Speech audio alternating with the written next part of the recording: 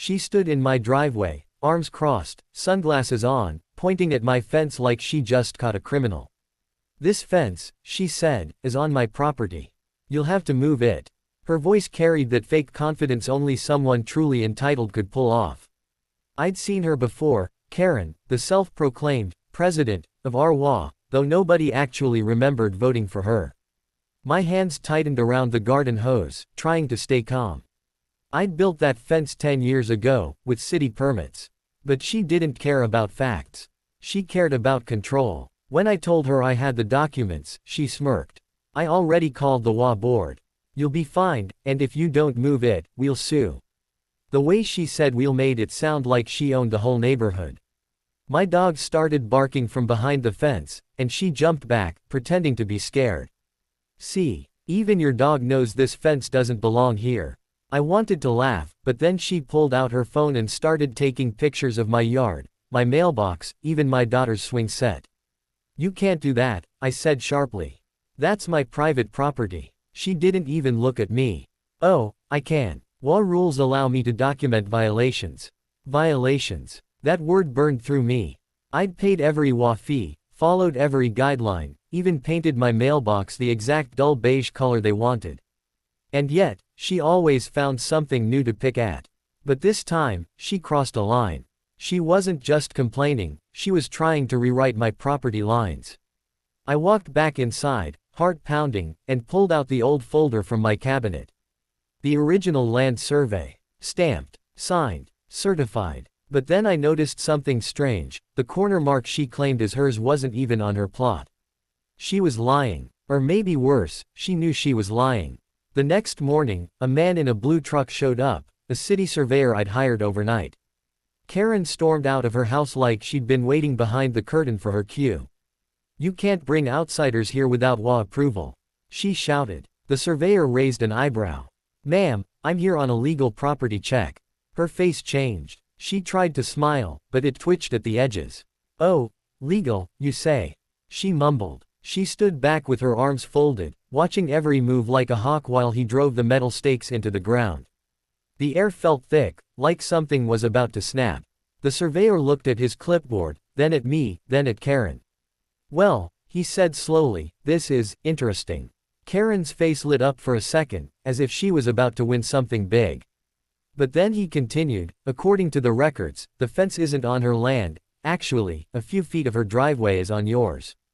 Karen froze. For a moment, there was silence, no cars, no birds, nothing. Just the sound of her fake authority cracking in the air. She looked at me, speechless for the first time since I'd met her. And that's when I said it, calm and clear. "Looks like all these years, you've been parking on my property." Her mouth opened, but no words came out. She just stood there, clutching her phone like it could somehow reverse the truth the surveyor had just spoken. "That can't be right," she finally said, her voice shaking. "My husband measured this when we moved in." The surveyor just shrugged. "Ma'am, the city records don't lie. You can verify it yourself, but the date is crystal clear. Your driveway overlaps his land by exactly 3 feet." Her fake smile vanished. "This is ridiculous. You must have made a mistake," she yelled, her voice echoing across the street. Neighbors started peeking from their windows. One woman came out holding her coffee, whispering to another across the fence. The perfect HOA queen was finally cracking, and everyone was watching. I didn't say anything. I just handed her a copy of the surveyor's report. "You wanted to talk about property lines," I said quietly. "Now we both know where they really are." She snatched the paper from my hand and stormed off toward her house, muttering something about calling the board. The surveyor gave me a small nod before driving away, leaving a cloud of dust and tension behind. That night, I found a folded note taped to my fence. "You're going to regret this," it said in shaky handwriting. No name, no signature. Just that. My wife saw it too, and her eyes filled with worry. "She's not going to let this go," she whispered. I tried to calm her down, but deep down, I knew she was right. 2 days later, a white pickup truck arrived early in the morning. It had a small magnetic sticker that said, "HOA Enforcement," on the door. I'd never seen that before.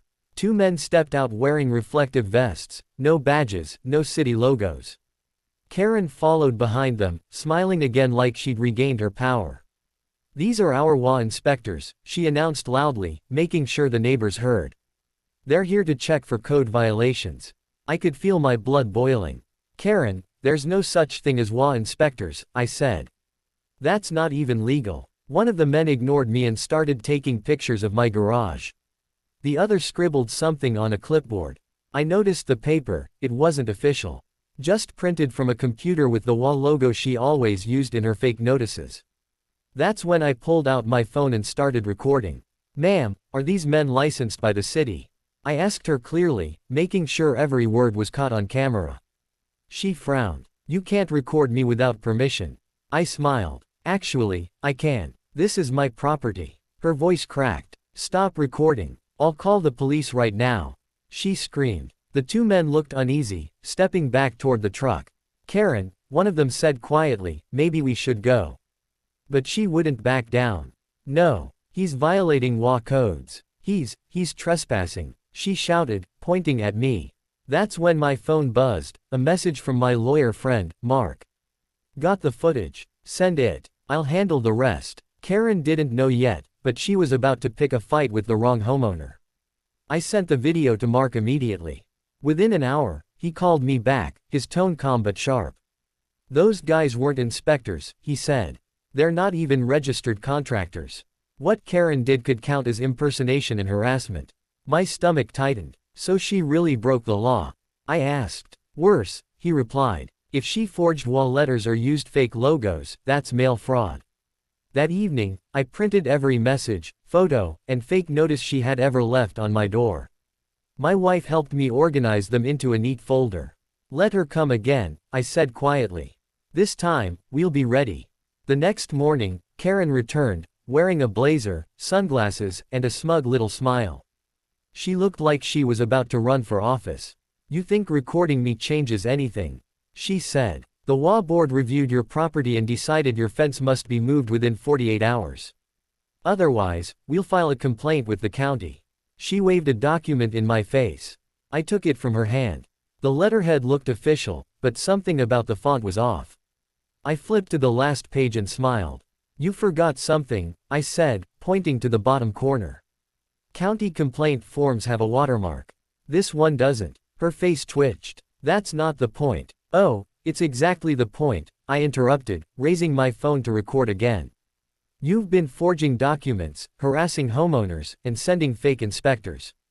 You think nobody notices?" Her mask cracked. "I was just enforcing community standards," she yelled. "People here respect me. They need me to keep things in order." "Funny," I said quietly, because I just sent everything to the county office and the real HOA attorney. Her phone buzzed in her hand. She glanced down, and I watched her expression drop from defiance to panic. Whatever message she got, it hit hard. She turned away without another word and rushed back home, almost tripping on her heels. A few hours later, a black SUV pulled into her driveway. Two men in plain suits stepped out and walked straight to her front door. One showed a badge. My wife stood beside me, whispering, "Are those real cops?" I nodded slowly. "County investigators." Minutes passed. Then we saw them escort Karen out, still talking fast, still trying to explain something. But the look on her face wasn't confidence anymore, it was fear. The neighbors gathered quietly, watching her climb into the SUV. For once, nobody said a word. I thought it was over. But that night, when I checked my security cameras, I saw something that made my stomach drop. Karen wasn't done. She had slipped into my yard earlier that morning, before the investigators came, and buried something near my fence. I zoomed in. It looked like a small box. My heart started racing. I paused the footage, zooming in again just to make sure my eyes weren't playing tricks. No, it was real. Karen had knelt near the base of the fence, looked around nervously, and pushed a small black box into the dirt. I could even see her lips moving, like she was whispering something to herself. It wasn't trash. It wasn't random. Whatever that was, she wanted it hidden. I slipped outside with a flashlight, moving slowly toward the spot. The air was still, just the hum of crickets in the dark. My wife stood by the window, watching anxiously. When the beam hit the ground, I saw the small patch of freshly disturbed soil. My hands shook as I brushed the dirt away and uncovered a plastic container wrapped in tape. I hesitated for a second, then peeled it open. Inside were photos of us. My wife, my daughter, even shots of us inside the house through the windows. I felt my stomach twist.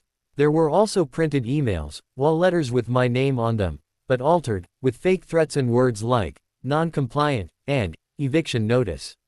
She'd been collecting evidence to make it look like I was some kind of troublemaker. And the timestamps, some went back months. She was setting us up, I whispered, showing my wife the pictures. Her face went pale. She's sick, Tom. This is obsession. Before I could even think about what to do next, there was a knock on the door. Loud. Repeated. I froze. My wife whispered, "It's her, isn't it?" But when I opened the door, 2 uniformed officers were standing there. "Sir, we received a complaint from your HOA president regarding property damage and harassment," one said. I blinked in disbelief. What? Karen stood behind them, pretending to cry, holding her phone like a prop. "He threatened me. He said he'd destroy my car and ruin my life." She sobbed. I took a step forward. "Officer, please, I have footage. I have proof she's been on my property, forging documents, and planting things to frame me." One of the officers looked uneasy. "All right, sir, let's see it." I played the recording on my phone, the same clip of her sneaking into my yard and burying the box. The moment it showed her face clearly, Karen's fake tears vanished. That's not me," she stammered. The officer paused the video and stared at her. "Ma'am, this looks exactly like you." Karen's voice turned sharp. "You don't understand. He's been editing things. He's manipulating everything." But then I added quietly, "Check the timestamp. It's from this morning, before you called." The officers exchanged a glance. "Ma'am, we'll need you to come with us for some questions." Karen froze again. "You can't do this to me. I run this neighborhood," she screamed as they gently took her by the arm. Her voice echoed down the street, filled with rage and disbelief. "You'll regret this. All of you will regret this." As their car pulled away, my wife leaned against me, trembling with relief. I held her close, but I couldn't shake the thought running through my head. Karen had spent years trying to control everyone here. But if she'd gone that far, burying evidence, faking documents, even spying on us, then this wasn't just about power.